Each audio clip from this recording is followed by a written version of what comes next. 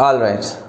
तो last turn पे हमने जो है रिफ्लेक्सिव प्रोनाउन डिस्कस किया था और उसके बहुत सारे क्वेश्चंस भी किए थे, और आज लास्ट टॉपिक है प्रोनाउन का। इसके बाद फिर कुछ क्वेश्चंस भी करेंगे, काफ़ी लंबी क्लास होगी, सो बी पेशेंट। और देखिए आज हमारा टॉपिक है एम्फेटिक प्रोनाउन। एम्फेटिक प्रोनाउन, देखिए एम्फेटिक प्रोनाउन एम्फेसिस वर्ड से लिया गया है। एम्फेसिस का मतलब तो आप जानते हैं, जोर डालना। फॉर एग्जाम्पल मैं आपको बताऊं, जैसे मैं कहूँ आपसे मैंने देखा था उसको, अब फिर मैं कहूँ मैंने उसको खुद अपनी आंखों से देखा था। आई सॉ हर, एक ये सिंपल सेंटेंस हो गया। और मैंने खुद उसे देखा था, आई माई सेल्फ सॉ हर। फर्क क्या है, ये भी ग्रामेटिकली ठीक है और ये भी ग्रामेटिकली ठीक है। Both sentences are grammatically correct, but the latter one is putting more emphasis. दूसरे वाले में आपने एम्फेसिस ज्यादा डाल दिया। ये सो ये वर्ड माई सेल्फ यहां पर काम कर रहा है एक एम्फेटिक प्रोनाउन की तरह, ठीक है।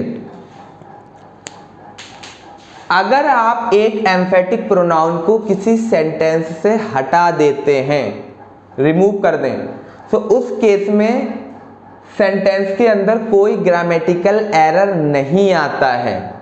लेकिन अगर यही जब माई सेल्फ, रिफ्लेक्सिव केस ही तो बनता है, लेकिन अगर यही माई सेल्फ जब एज ए रिफ्लेक्सिव प्रोनाउन काम करे और उसको आप सेंटेंस से हटा दें, तो वहां पर ग्रामेटिकल एरर बन जाता है। देखिए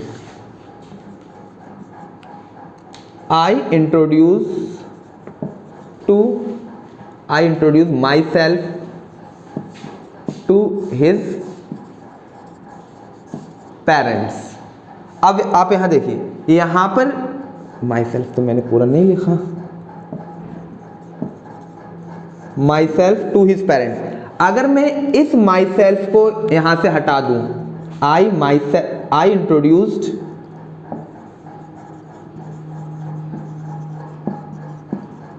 टू हिज पेरेंट्स, सो ये ग्रामेटिकली गलत हो जाएगा। यहां पर ये माई सेल्फ रिफ्लेक्सिव प्रोनाउन की तरह काम कर रहा है। क्यों? क्योंकि मैंने खुद, आई ने इंट्रोड्यूस कराया, जो एक्शन हुआ है वो वापस रिफ्लेक्ट बैक आई पर हो गया, ठीक है। और जब मैंने बताया था रिफ्लेक्सिव प्रोनाउन जब एक्शंस रिफ्लेक्ट बैक खुद सब्जेक्ट पर हो जाते हैं, तो उस केस में हमें रिफ्लेक्सिव प्रोनाउन की जरूरत पड़ती है ऑब्जेक्ट की जगह। अब मैं अगर माई सेल्फ को यहां से हटा दूं इंट्रोड्यूस के बाद, तो ये ग्रामेटिकल एरर हो जाएगा, गलत हो जाएगा। लेकिन इस केस में देखिए, आई माई सेल्फ सॉ हर, अगर मैं माई सेल्फ को हटा देता हूं तो कोई भी जो कि यहां पर एक एम्फेटिक प्रोनाउन की तरह काम कर रहा है, कोई ग्रामेटिकल एरर नहीं आता है। So emphatic pronouns are those pronouns which are used to put more emphasis in a sentence और एन स्टेटमेंट, ठीक है। आप सिर्फ और सिर्फ ज्यादा एम्फेटिक बनाने के लिए, ज्यादा एम्फेसिस डालने के लिए एम्फेटिक प्रोनाउन का यूज करते हैं, या बिना एम्फेटिक प्रोनाउन के भी आप बातों को कह सकते हैं, ठीक है। अब देखिए, एक मैं और दिखाता हूं आपको। She inspected the house,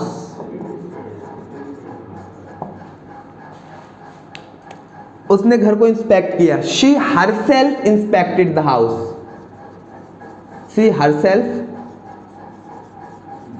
inspected the house.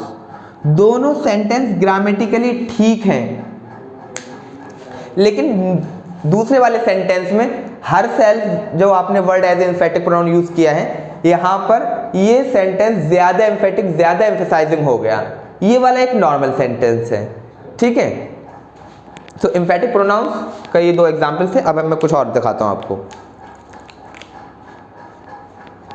Emphatic pronounce, अब फिर अभी हम डिफरेंस देखेंगे कि difference between emphatic and reflexive pronoun. वैसे मैंने आपको बता दिया कि रिफ्लेक्सिव प्रोनाउन का अगर आप यूज नहीं करेंगे तो सेंटेंस ग्रामेटिकली गलत हो जाएगा, और किसी सेंटेंस में अगर एम्फेटिक प्रोनाउन का यूज नहीं किया है आपने, सो उससे कोई सेंटेंस में ग्रामेटिकल एरर नहीं आएगा। अगर किया है तो मतलब ठीक है, अच्छी बात है, आपने ज़्यादा एम्फेसिस दे दिया।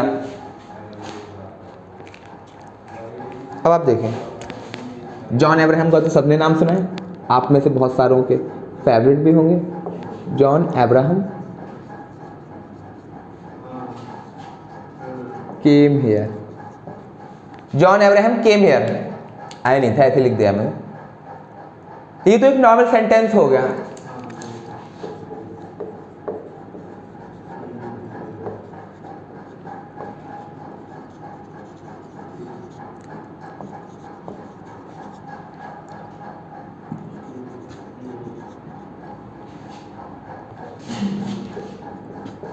जॉन अब्राहम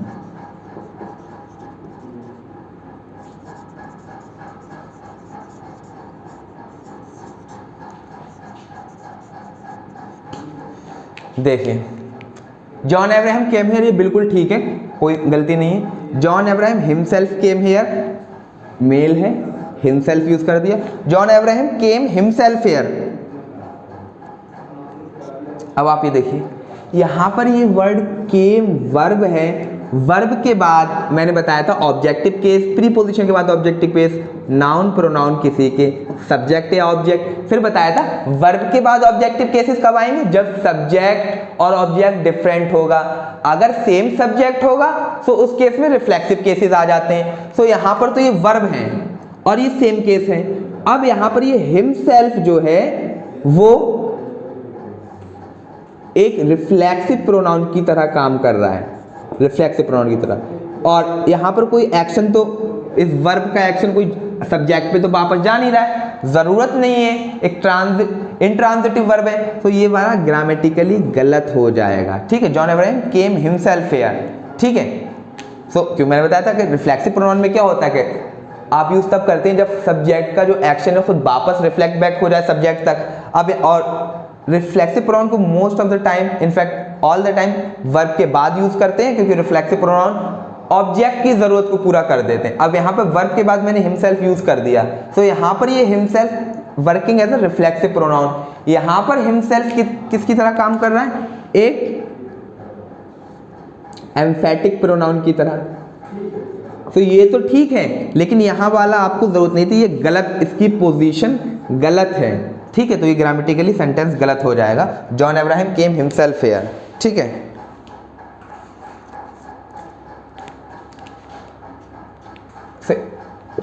ये देखिए, अब मैं एक सेंटेंस और लिखता हूं।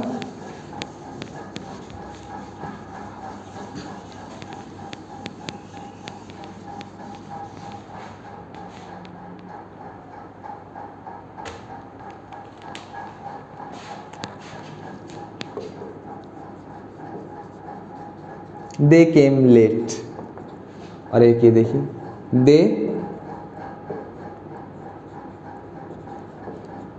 themselves came late, they came themselves late, they came late, ठीक है, normal sentence. they themselves came late। अब फिर से आप देखिए, came वर्ब हो गया, उसके बाद ये रिफ्लेक्सिव केस यूज कर दिया गया है, वर्ब के बाद ऑब्जेक्ट आते हैं, और रिफ्लेक्सिव केसेस कब आते हैं, जब सेम सब्जेक्ट का एक्शन खुद वापस रिफ्लेक्ट बैक हो जाए। सो अब यहाँ पर ये देमसेल्फ रिफ्लेक्सिव प्रोनाउन की तरह काम कर रहा है, और जो कि जरूरत नहीं है। ठीक है, यहाँ पे ये इंट्रांजिटिव वर्ब है, सो उसकी तो जरूरत नहीं, तो ये वाला गलत हो जाएगा। दे देमसेल्फ केम हियर, वो खुद यहाँ पर आए चल के, पैरों के बल, सर के बल चल के आ गए, तो ये दोनों ठीक हो जाएंगे। रिफ्लेक्सिव प्रोनाउन यहाँ पर ये देमसेल्फ गलत यूज किया गया है। ठीक है, ये दोनों ठीक है, यहाँ पर themselves working as a emphatic pronoun. अच्छा, एक बात आपने ऑब्जर्व की होगी यहाँ पर कि मैंने अभी इससे पहले सेंटेंस लिखे तो उसमें उसी का रिफ्लेक्सिव केस को as a emphatic pronoun use कर दिया था। यहाँ पे देमसेल्फ को देकर reflexive case as an emphatic use कर लिया। ठीक है, क्या ये जरूरी है हमेशा कि आप एक सब्जेक्ट का रिफ्लेक्सिव केस को ही as an emphatic pronoun use कर सकें? एक सेंटेंस देखिए फेस के बारे में।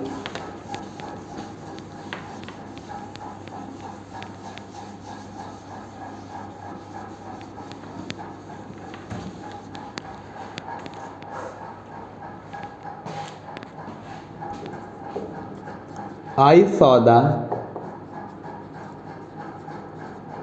President himself saying this. अच्छा, पहली बार में तो ये आपको बहुत गलत लगेगा, ये तो हिमसेल्फ लिख दिया, कैसा अजीब गरीब सा सेंटेंस लिखा हुआ है। आप किसी रैली में जाते हो, आफ्टर ऑल रिफ्लेक्सिव केसेस को हम ऑब्जेक्ट की जगह सब्स्टिट्यूट करते हैं, की जगह यूज करते हैं। आई saw the president himself saying this, और एम्फेटिक बनाने के लिए भी रिफ्लेक्सिव केसेस का यूज करते हैं, लेकिन वो वर्ब के बाद नहीं कर सकते, तो फिर वो तो रिफ्लेक्सिव प्रोनाउन हो जाएंगे। आप किसी रैली में गए और आपने देखा कि प्रेसिडेंट यूएसए के हैं, आप यूएसए में, यहाँ पे कहाँ प्रेसिडेंट साहब रैली में आते हैं, आप यूएसए के थे, आप किसी रैली में गए और आपने वहाँ पे किसी को बताया कि मैंने प्रेसिडेंट को खुद कहते हुए देखा, कि ये वो खुद कह रहे थे कि नहीं ऐसा नहीं, ऐसा करना चाहिए क्या आपको, या ऐसा नहीं करना चाहिए। तो यहाँ पर आपने तो सिर्फ देखा, काम कौन कर रहा था, प्रेसिडेंट साहब कह रहे थे ना, तो यहाँ पर सब्जेक्ट तो प्रेसिडेंट है, प्रेसिडेंट वाज सेइंग, आपने तो सिर्फ देखने का काम किया ना, सब्जेक्ट प्रेसिडेंट साहब भी तो हैं जो आप कह रहे, कुछ कह रहे थे। आई saw the president himself saying this, कि मैंने खुद प्रेसिडेंट साहब को कहते हुए सुना। मैंने एक तो आप सिंपल आप ऐसे कह सकते हैं, मैंने प्रेसिडेंट साहब को कहते हुए सुना, और प्रेसिडेंट साहब को खुद कहते हुए सुना, वो खुद कह रहे थे अपने आप से कि आप जो है कोरोना पैंडेमिक को खत्म जल्दी से जल्दी हमें टैकल करना चाहिए। यहाँ पर आप एम्फेसिस किस पे डाल रहे हैं, कि प्रेसिडेंट साहब की बात पे डाल रहे हैं, कि प्रेसिडेंट साहब जो है वो खुद कह रहे थे। और एम्फेटिक प्रोनाउन यूज कब होते हैं, जब आप जो सब्जेक्ट है जो बात कह रहा है उसके लिए जब आप सेंटेंस में उसको ज्यादा एम्फेसिस देना चाहते हैं, तो उस केस में प्रेसिडेंट के लिए या फिर सब्जेक्ट के लिए आप लेके आएंगे एम्फेटिक प्रोनाउन रिफ्लेक्सिव केस का। तो यहाँ पे प्रेसिडेंट के लिए मैंने क्या हिमसेल्फ यूज किया है, क्योंकि अब प्रेसिडेंट साहब कह रहे थे, आप अपने साथ नहीं कहेंगे, अगर माई सेल्फ भी हो सकता है, I myself saw the president saying this, या I saw the president myself saying this. तो यहाँ पे अब यहाँ हिमसेल्फ हमने प्रेसिडेंट साहब के लिए यूज किया है, कि जरूरत हो रही है कि आप हमेशा खुद पे ही इम्फेसिस दें, किसी ऑब्जेक्ट पर भी इम्फेसिस हो सकता है कि वो कह रहे थे, ठीक है। तो आई होप ये आपके क्लियर हो गया होगा, ये ठीक हो जाएगा। एक और बता देता हूँ,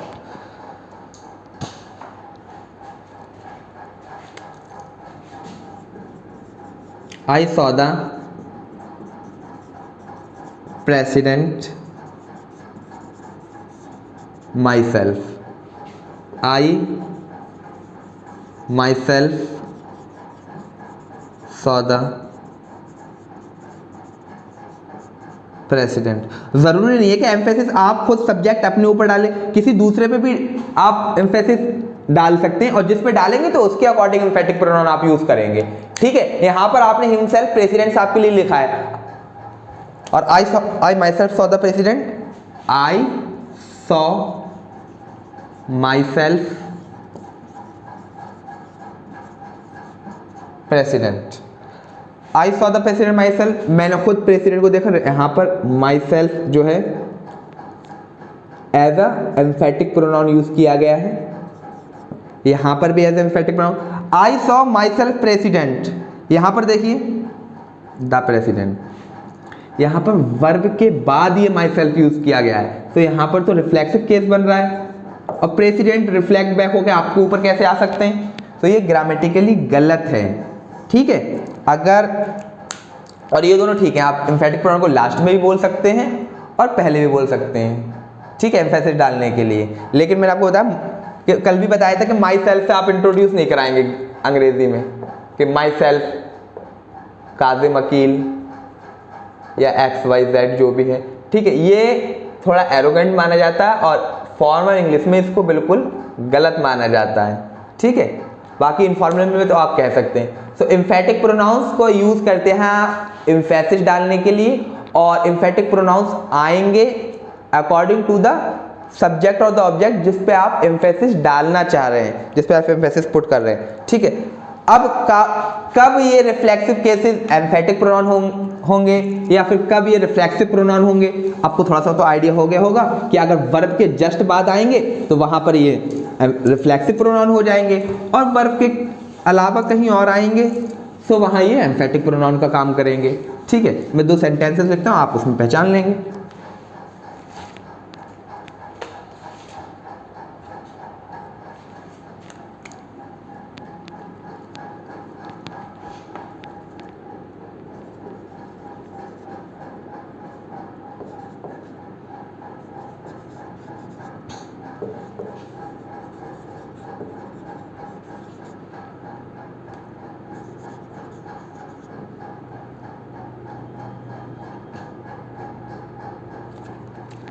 और ज़्यादा बेहतर बना देते हैं।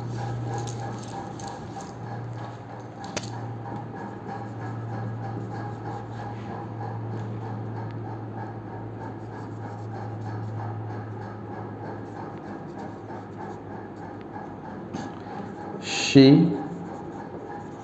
herself saw Ram. She saw herself in the mirror. She saw Ram there। यहाँ पे राम ऑब्जेक्ट है, ये एडवर्ब ऑफ प्लेस है, ये वर्ब हो गया, ये सब्जेक्ट, ये adverb of place. She herself saw Ram। और एक और लिख देता हूँ इसमें, She saw Ram herself। यहाँ herself और यहाँ वाले herself एम्फेटिक प्रोनाउन है, और ये वर्ब के जस्ट बाद आया है, वर्ब के बाद ऑब्जेक्ट आते हैं, और जब एक्शन खुद वापस सब्जेक्ट तक चला जाता है तो उस केस में ऑब्जेक्ट की केसेस की जगह रिफ्लेक्सिव प्रोनाउन का यूज करते हैं। तो यहाँ पर ये रिफ्लेक्सिव प्रोनाउन हो गया। ठीक है, अगर मैं यहाँ से एम्फेटिक प्रोनाउन को हटा दूं, शी सॉ राम, तब भी ग्रामेटिकली ठीक हो जाएगा, और यहाँ से हटा दूं शी सॉ राम हरसेल्फ, तब भी, अगर हरसेल्फ को यहाँ से भी रिमूव कर दूं ग्रामेटिकली यही सेंटेंस बनेगा, ठीक हो जाएगा। लेकिन अगर यहाँ से हटा देता हूँ, she saw in the mirror, तो अभी ग्रामेटिकली गलत हो जाएगा। क्यों? She saw in the mirror, क्या देखा? बहुत सारी चीजें देख सकती है। ठीक है, लेकिन मैंने बताया अब यहाँ पर इस सॉ को किसी ना किसी चीज की जरूरत है, ऑब्जेक्ट की या फिर रिफ्लेक्सिव केस की, अपने एक्शन को ट्रांसफर करने के लिए। और जब ऑब्जेक्ट नहीं दिया होता उस केस में आप जो नीड पूरी कराते हैं वो रिफ्लेक्सिव केसेस के थ्रू कराते हैं, तो अब ये ग्रामेटिकली गलत हो जाएगा। तो अगर रिफ्लेक्सिव प्रोनाउन को एक सेंटेंस के अंदर से आप रिमूव कर देते हैं तो वो सेंटेंस ग्रामेटिकली गलत हो जाता है। ऑन द अदर हैंड अगर एम्फेटिक प्रोनाउन को हटा दें तो सेंटेंस ग्रामेटिकली गलत नहीं होगा। एम्फेटिक प्रोनाउन जरूरी नहीं है कि हमेशा सब्जेक्ट के अकॉर्डिंग ही आए, वो ऑब्जेक्ट पे भी डिपेंड कर सकता है। ठीक है, और फिर लेकिन एम्फेटिक प्रोनाउन जो रिफ्लेक्सिव केसेस को यूज करते हैं एज एम्फेटिक प्रोनाउन, वो कभी भी वर्ब के बाद नहीं आएगा। अगर वर्ब के बाद आ रहा है तो फिर वो एम्फेटिक नहीं रहेगा, फिर तो वो रिफ्लेक्सिव प्रोनाउन हो जाएगा, और रिफ्लेक्सिव प्रोनाउन हो जाएगा तो आपको सेंटेंस देखना पड़ेगा कि क्या वहां पर रिफ्लेक्सिव केस की जरूरत है भी या नहीं है। So this was all about the emphatic pronouns. Emphatic pronoun ऐसे प्रोनाउन जिनको आप यूज करते हैं, जिनको आप यूज करते हैं सेंटेंस को ज्यादा एम्फेटिक बनाने के लिए।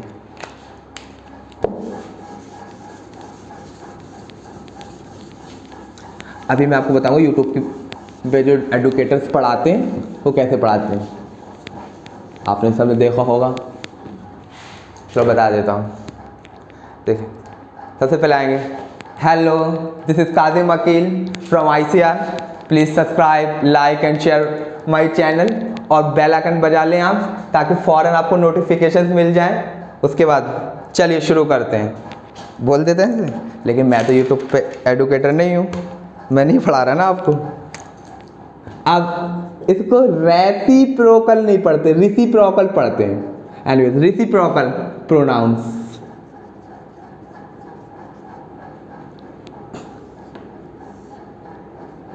यूट्यूब पे पढ़ाने का भी अपना मजा है। 2 हैं बस, कभी कभी क्वेश्चन आ जाता है देखिए, they are too beautiful.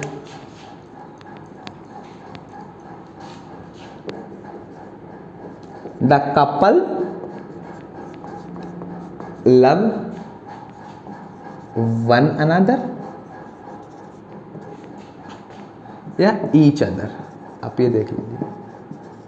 Reciprocate मतलब तो आपको पता नहीं है, म्यूचुअल जिसको बोलते हैं, reciprocation, mutuality. The couple love one another.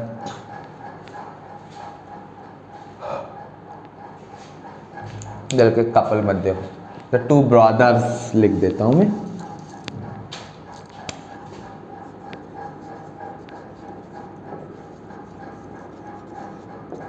उसके बाद the 5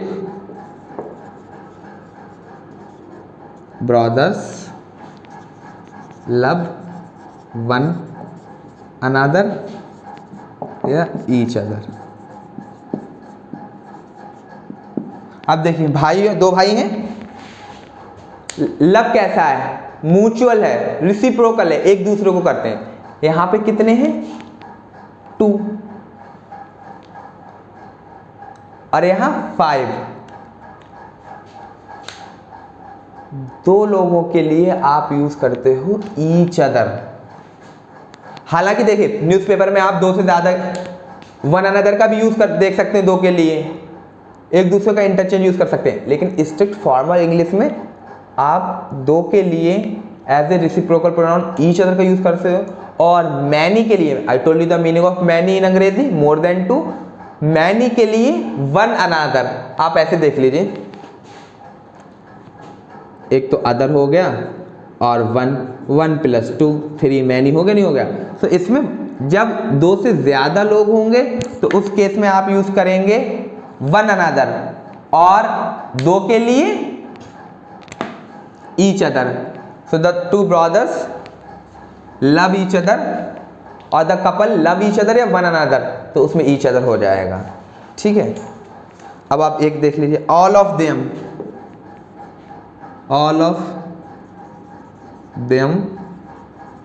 were talking to each other या वन अनदर। आप देखिए, ऑल का तो मैंने बताया था, मैनी अपॉन मैनी। मैनी मतलब 2+, और यहाँ पे भी 2+। 2 से ज्यादा है तो आप उस केस में आप वन अनदर का यूज कर देंगे। ठीक है। और 2 होंगे तो ईच अदर। बाकी हाँ, कॉलोकियल में आप एक दूसरे को इंटरचेंजेबली यूज कर देते हैं, लेकिन अंग्रेजी में जब आप टेस्ट देंगे तो उसमें इसका खासा ध्यान रखना। एक बार टेस्ट निकाल लें तो फिर वन अनदर का यूज करें या फिर ईच अदर का, कोई फर्क नहीं पड़ता। ठीक है। चलिए, अब लास्ट बट नॉट लीस्ट, हाँ, टॉपिक बचा प्रोनाउन का, दैट इज एक्सक्लेमेटरी। ये मेरे पैर में फंस जा रहा है। Exclamatory pronoun. एक्सक्लेमेशन तो आपको पता है ना, हिंदी में क्या कहते हैं, हर्ष ओ उल्लास। जो सेंटेंसेस हर्ष ओ उल्लास दिखाते वो एक्सक्लेमेटरी सेंटेंसेस कहलाते हैं। ठीक है। माय गॉड, इसको इस पे रख देता हूं। Exclamatory pronoun. मैं आपसे पूछूं, आपको मोदी जी का नाम पता है और आपका नहीं पता, क्या मोदी जी का नाम पता नहीं है? What? You don't know? Modi ji का नाम नहीं, हाँ, मोदी जी का काम। You don't know the name of our PM। ठीक है। क्या आपको PM का नाम पता नहीं? तो जो आपने ये यहाँ पे क्या आंखें निकाल के बोला, ये वाला क्या एक्सक्लेमेशन शो कर रहा है, सो ये एक्सक्लेमेटरी प्रोनाउन हो गया। ठीक है। अब देखो, अगर मैं आपसे पूछ लूँ, मैं सच बताऊँ, मेरा आज आपका रोज़ा है, आपका रोज़ा नहीं है, क्या तुम्हारा रोज़ा नहीं है? वॉट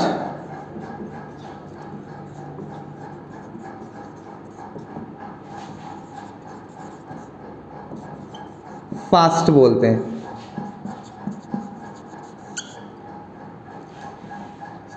यहां वाले ये एक्सक्लेमेशन शो कर रहा है। अब देखिए, यही चीजें मैं आपको फिर जब एडजेक्टिव में पढ़ाऊंगा तो एक्सक्लेमेटरी एडजेक्टिव बता दूंगा, तो वहां पर एक नाउन भी आ जाएगा। What working as an exclamation, जब आप कहते हैं वॉट, एक तो what is your name simply कह दो, वॉट तुम्हारा नाम ये है, अच्छा। सो यहां पर आपने जो एक्सक्लेमेशन किया वो एक्सक्लेमेटरी प्रोनाउन हो जाएगा। What is the only exclamatory pronoun. So alright, this was all about the pronoun. 7 दिन में हमने कंप्लीट कर लिया माशाल्लाह। और कल हम शुरू करेंगे एडजेक्टिव्स, लेकिन अभी बहुत सारे क्वेश्चंस हैं प्रोनाउन के जो मैं आपको कराऊंगा, सो उसको संभल के देखिएगा अच्छे अच्छे। सबसे इंपॉर्टेंट रिफ्लेक्सिव केस, और फिर 1 वाला मैंने आपको बताया था। उसके बाद पर्सनल केसेस तो आपको सारे पता हैं, रूल 231 1 2 3 किस तरीके से करना है, ये तो ऑफलाइन क्लासेस में भी मैंने बता दिया था, अभी कंप्लीट हो गया। और MBA वालों का तो अभी एडजेक्टिव भी शुरू कर दिया था, लेकिन अभी थोड़ा सा और 3 दिन के लेक्चर के बाद फिर नया हलवा मिलेगा आपको, इफ्तार में खा लेना। So now here we go. अब मैं कुछ क्वेश्चंस लिखता हूँ, आप देखिएगा। If I were him, if I were him, I would teach him a lesson. If I were him, I would teach him a lesson. What is wrong? क्या गलती है? चलिए मैं पार्टीशन बना देता हूँ। चलिए देखें, ABC लिख देता हूँ, ABCD और एक नो एरर वाली condition, option E। If I were him, I would teach him a lesson। मैंने आपको बताया था कि बी वर्ब्स अपने बाद सब्जेक्टिव केसेस लेती हैं, बाकी सारी वर्ब्स तो ऑब्जेक्टिव केसेस लेती हैं, लेकिन बी वर्ब ही, बी एक ऐसी स्पेशल वर्ब है जो अपने बाद सब्जेक्टिव केस लेती है। और यहाँ तो हिम आ गया, तो ये तो गुनाह कबीरा है, इफ आई वर ही हो जाएगा। तो if I were he, I would teach him a lesson. अब आप देखिए, यहाँ पर ये बी वर्ब नहीं है, तो यहाँ पर तो ये हिम ठीक है, लेकिन यहाँ वर्ब बी वर्ब है, तो इसकी वजह से हम हिम नहीं कर सकते, ही सब्जेक्टिव केस लेके आना है। और आप शी मत कर देना, हिम का ही सब्जेक्टिव केस लेके आना, ठीक है। यहाँ पर ये देखिए हिम ठीक है। So if I were he, I would teach him a lesson. अच्छा, एक ये हो गया, मैं और बताता हूं। तो बी वर्ब अपने साथ सब्जेक्टिव केसेस लेके आती हैं, बाकी सारी वर्ब ऑब्जेक्टिव केसेस, अगर के सब्जेक्ट का एक्शन खुद रिफ्लेक्ट बैक नहीं हो रहा है सब्जेक्ट तक। अभी नहीं कि आंखें बंद करके हर किसी में सब्जेक्ट ऑब्जेक्टिव केसेस लिख दें, मैंने बता दिया ना रिफ्लेक्सिव केसेस वाला क्या। ही is one of those who would much rather, मैं पूरा लिख देता हूं, he is one of those who would much rather sacrifice his life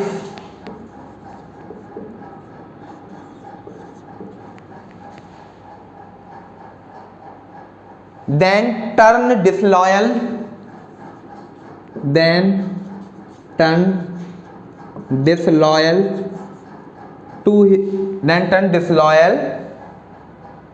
to the country,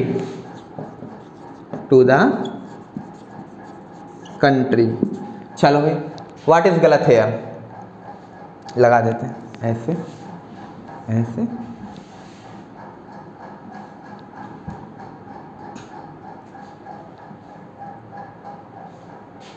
Who would, मैंने वो तो लिखा ही नहीं, who would he is one of those who would much rather sacrifice his life। हाँ ठीक है, A B C भी लिख देते हैं, ए बी सी डी और ये ई हो। He is one of those who would much rather sacrifice his life than turn disloyal to the country। Prima facie अगर हम पहली बार में देखें कितना प्यारा सा सेंटेंस लगेगा, नो एरर, बिल्कुल सही। लेकिन यस देयर इज एरर। अब आप सवाल की तरह मेरी तो चार आंखें मैं देख सकता हूँ। He is one of those who would much rather sacrifice his life than turn disloyal to his country। मैंने आपको पढ़ाया था रिलेटिव प्रोनाउन। रिलेटिव प्रोनाउन में मैंने बताया था कि रिलेटिव प्रोनाउन के बाद जो वर्ब आती है, जो भी चीजें आती हैं वो डिपेंड करती है एंटीसीडेंट पर। ऑल राइट, ही सब्जेक्ट है यहाँ पर, ठीक है। वन ऑफ दोज मैंने बताया था, वन ऑफ दोज बहुत सारों में से एक, वन ऑफ द नहीं हो सकता, हिम नहीं हो सकता। हु, आप देखिए हु किसके लिए यूज किया गया है, यहाँ पर हु जो है वो दोस्त के लिए यूज किया गया है। दोस्त कैसा है, plural. He is one of दोस्त who would much rather sacrifice. अब हु एक सब्जेक्टिव केस है जो कि अपने एंटीसीडेंट पर डिपेंड करेगा, और इसके बाद अब जितनी भी चीजें आएंगी वो सब इसके एंटीसीडेंट के अकॉर्डिंग आएंगी। दोस्त प्लूरल है, ही is one of those who would much rather sacrifice. अब देखिए यहां पर हिज आ गया, हिज ही का, और लाइफ क्या है यहाँ पर, नाउन है, तो यहाँ पर ये पजेसिव एडजेक्टिव की तरह काम कर रहा है, ही का पजेसिव एडजेक्टिव। लेकिन आप ये देखो दोस्त, हु किसके लिए यूज किया गया है, दोस्त के लिए। दोस्त प्लूरल है, तो दोस्त के बाद जितनी भी चीजें आएंगी वो सब, सॉरी हु के बाद जितनी चीजें आएंगी वो सब दोस्त, इस एंटीसीडेंट दोस्त पे डिपेंड करेंगी। अब यहाँ पजेसिव केस हिज तो ही के अकॉर्डिंग आ गया, और इससे लेना देना नहीं हमें कोई, क्योंकि अब तो सारी चीजें जो पजेसिव प्रोनाउन या वर्ब, ऑब्जेक्टिव केसेस, वो तो सब एंटीसीडेंट के अकॉर्डिंग आएंगे।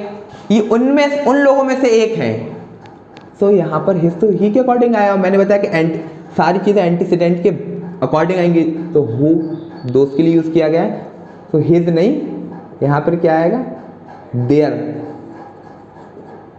Their life. ये उन लोगों में से है जो अपनी, हिंदी में मुझे पता नहीं कैसे बोलेंगे, ही is one of those who would much rather sacrifice their life antecedent के अकॉर्डिंग। ये जो रिलेटिव प्रोनाउन यूज किया गया, ये एंटीसीडेंट दोस्त के लिए यूज किया गया है। सो इसके बाद जो भी रिफ्लेक्सिव केसेस आए या फिर पजेसिव केसेस, ऑब्जेक्टिव केसेस आएंगे, वो एंटीसीडेंट के अकॉर्डिंग आएंगे, क्योंकि ये तो सब्जेक्ट हो गया, इसकी अपनी वर्ब हो गई।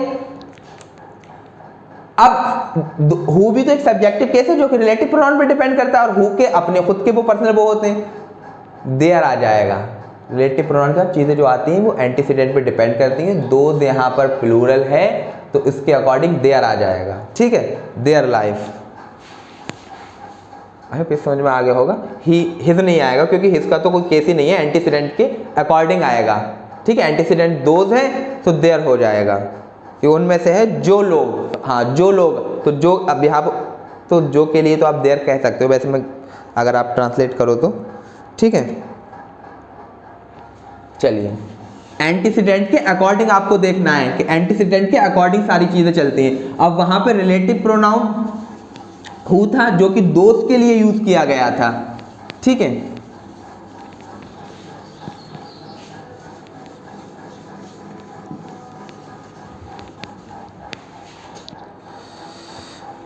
मैं एक और देख लेता हूँ।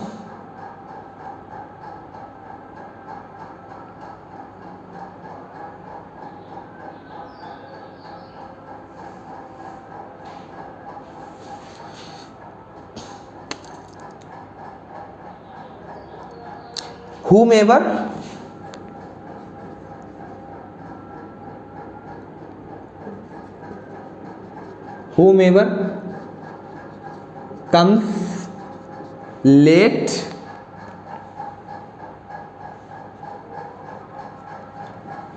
comes late will be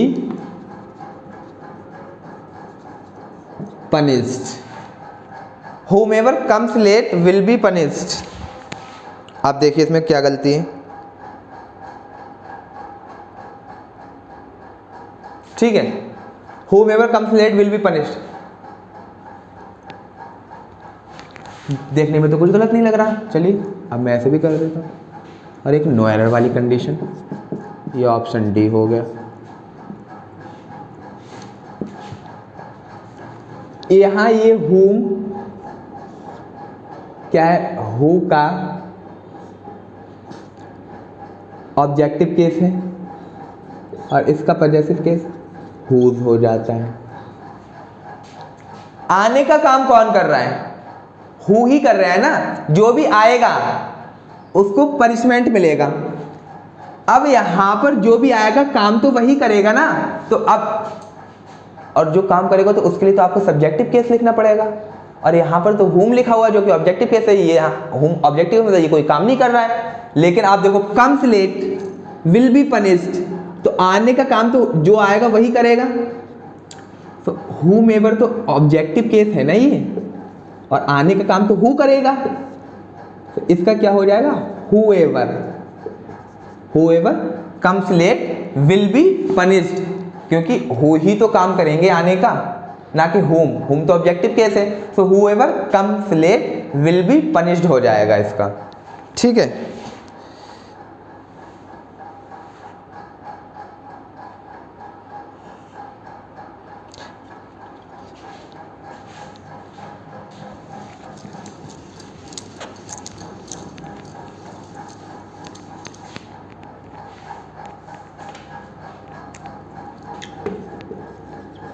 I hate everybody and everything which reminds me of her। चलिए अब देखिए, I hate everybody and everything which reminds me of her। ये अबाउट हर कर देते हैं करेक्ट प्रीपोजिशन। क्या ठीक, गलती क्या है, द एरर इज हेयर विच,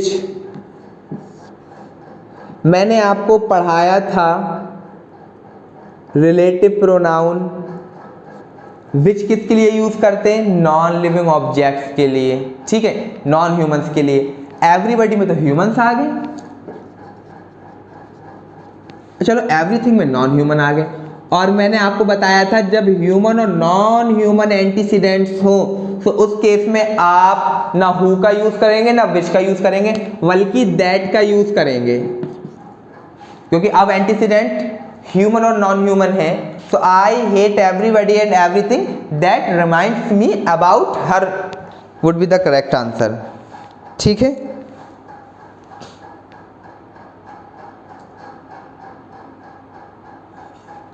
मैं और देख लेता हूँ।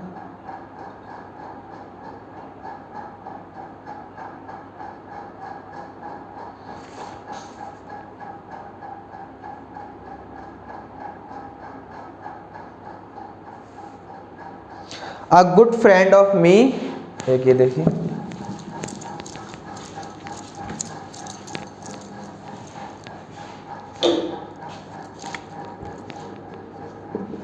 a good friend of me has been living in London since 2005। A good friend of me has been living in London since 2005। क्या गलत है, देखने में कुछ गलत नहीं लग रहा। The error is here, me।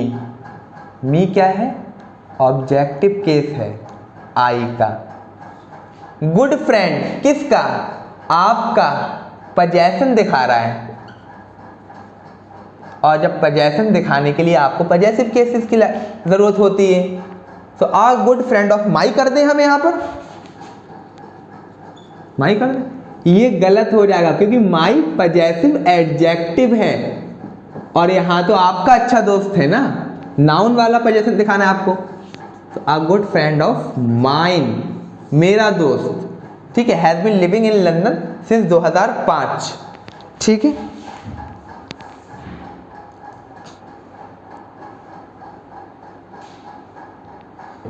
चलिए, तो पजेसिव केस आपको दिखाना, पजेसिव प्रोनाउन, माई नहीं होगा और मी नहीं होगा, पजेसिव प्रोनाउन वाले लेके ना, good friend of mine.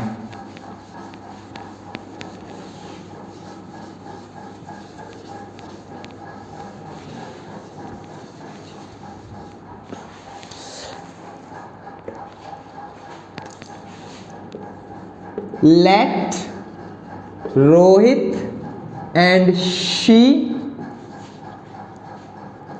complete this job.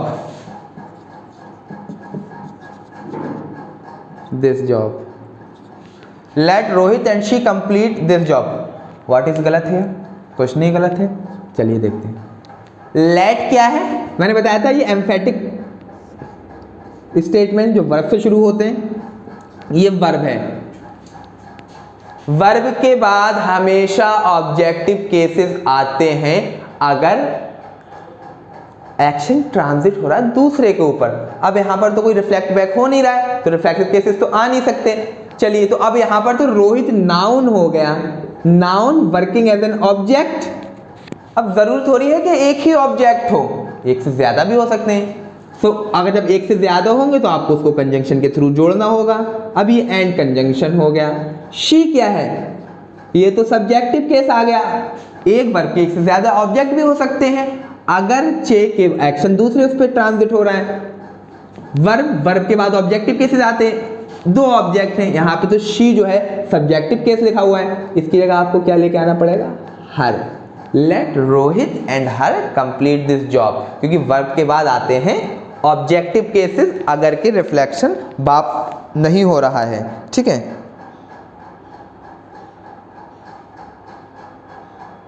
अच्छा, ये बहुत ही प्यारा सा सवाल है और इसमें नाउन और प्रोनाउन दोनों का कंबाइंड एरर है। मैंने आपको पढ़ाया था, प्लीज सब मिलके देखना।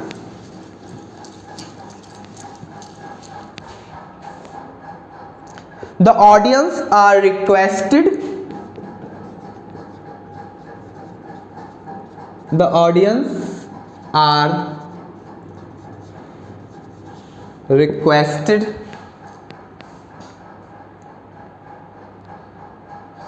चार आंखों से भी नहीं दिख रहा मुझे, कहाँ गया? The audience are requested to be in its seat, to be in its seat and stay away from the track, and stay away from the track। चलिए मैं ऐसे ही लगा देता हूँ। The audience are requested to be in its seat and stay away from the track। What is गलत here? तो कुछ भी गलत नहीं है। अच्छा, अब दूसरी बार में नजर आ गया। ऑडियंस तो हमारा सिंगुलर नाउन है, सिंगुलर, ठीक है, कलेक्टिव नाउन सिंगुलर कंसिडर किए जाते हैं। सर गलती तो यहाँ हो गई कि ये आर की जगह इज हो जाएगा, सो द गलती इज इन ए पार्ट। कितना सही बताया माशाल्लाह आपने। ये तो गलत होगा, बिल्कुल गलत। देखो मैंने आपको बताया था कि अगर कलेक्टिव नाउन से डिफरेंट आइडेंटिटीज के बारे में पता चल रहा है तो उस केस में आपको क्या यूज करना है? प्लूरल वर्ब यूज करनी है और फिर प्लूरल केसेस लेके आना है। The audience are requested to be in its seat. भाई जब हॉल में जाते हैं ऑडियंस, तो अब एक ही सीट पे सारी ऑडियंस बैठ जाएगी। कैनेडी ऑडिटोरियम में फिल्म देखने जाते हैं तो एक सीट पे थोड़ी बैठते हैं भाई, 7000 सीट्स हैं, हम तो सबसे पीछे जाके बैठते हैं अलग, ठीक है, होल्डिंग करने के लिए। The audience are requested to be in its seat. Audience यहां पर प्लूरल सब्जेक्ट की तरह काम कर रही है, क्योंकि अब सीट पर बैठना है तो सीट्स तो बहुत सारी होंगी। अब इन इट्स जो है आपने ऑडियंस के लिए यूज कर दिया, मतलब as a single entity treat कर रहे हैं आप, और यहां पर इस पर्टिकुलर सेंटेंस के कंटेक्स्ट के अकॉर्डिंग ऑडियंस का जो सेंस है वो प्लूरल से आ रहा है। और फिर आप देख भी लीजिए कि उसके लिए आर भी यूज कर दिया है, ठीक है। और सीट वर्ड है ना, अब सीट के हिसाब से तो अलग अलग जगह ही बैठते हैं ना, 1000 ऑडियंस एक सीट पे थोड़ी बैठ जाएगी, इतनी बड़ी सीट तो कोई नहीं है दुनिया में। So in their seat, I hope आपके समझ में आ गया होगा, ठीक है, क्योंकि यहां पर 2 ऑडियंस को मैंने बताया था कि ये सिंगुलर है, लेकिन अब सेंटेंस के अकॉर्डिंग प्लूरल भी हो सकता है। अब यहां पर देखिए, अब जब सीट्स पे बैठेंगे तो अलग अलग लोग हो जाएंगे। चलिए